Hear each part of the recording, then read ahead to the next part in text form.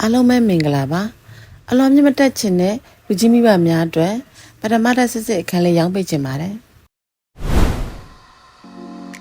တောင်းစာပါမျိုးနဲ့10ရက်ကွယ်အတာက21လမ်းကပထမတက်အခန်းလေးနဲ့ပိတ်ဆက်ပေးချင်ပါတယ်တိုက်ခန်းလေးရဲ့အကျယ်ဝန်းကတော့1854ပေကျယ်ဝန်းပြီးတော့လူကြိုက်များတဲ့အိမ်အရှိလက်လေးပါရှင်အခန်းလေးထဲမှာဆိုရင် TV stand ထည့်ထားပေးတယ်မာဘယ်ရှိတွေအကိုနဲ့လှဆင်ပေးထားတယ်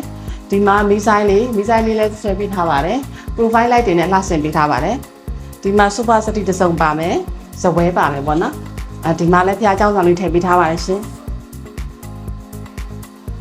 ဒီမှာအခန်းစီးလိုက်ကအလှလေးတွေလည်းဆွဲပေးထားပါတယ်ရင်းပေါက်တန်းအခန်းစီးလိုက်ကလေးဆွဲပေးထားပါတယ်အခန်းဖွဲ့စည်းပုံလေးတစ်ချက်လိုက်ပြပေးမယ်နော်ဒါတော့ပထမဆုံးတွေ့ရတဲ့အခန်းလေးပါခန်းလေးတွင်းမှာလည်းမျက်နှာကျက်လိုက်ပေါက်များတက်ဆင်ပေးထားပါတယ်ရှင်။ရင်းပေါက်တွေကိုလည်းဇာလိုက်ကလေးများတက်ဆင်ပေးထားပါတယ်။နောက်တစ်ခါမှဘာတွေပါမလဲတူလိုက်ကြည့်ရအောင်နော်။ဒီမှာလည်းမှန်တယ်ကုန်းလေးထည့်ပေးထားပါတော့နော်။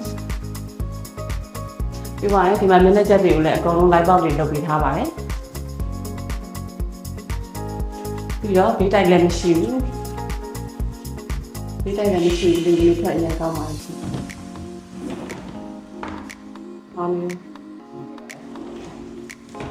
ဒီတိုင်းကြည့်တယ်ဝင်ထွက်လည်းကောင်းပါလေ။နောက်ဘေးလေးပဲချက်တော့လည်းကြည့်ပေးပါနော်။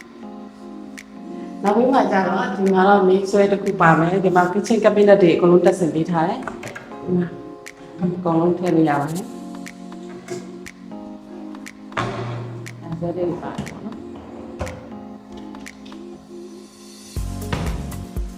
မရှိဆိုလည်းကြည့်ရပေါ့နော်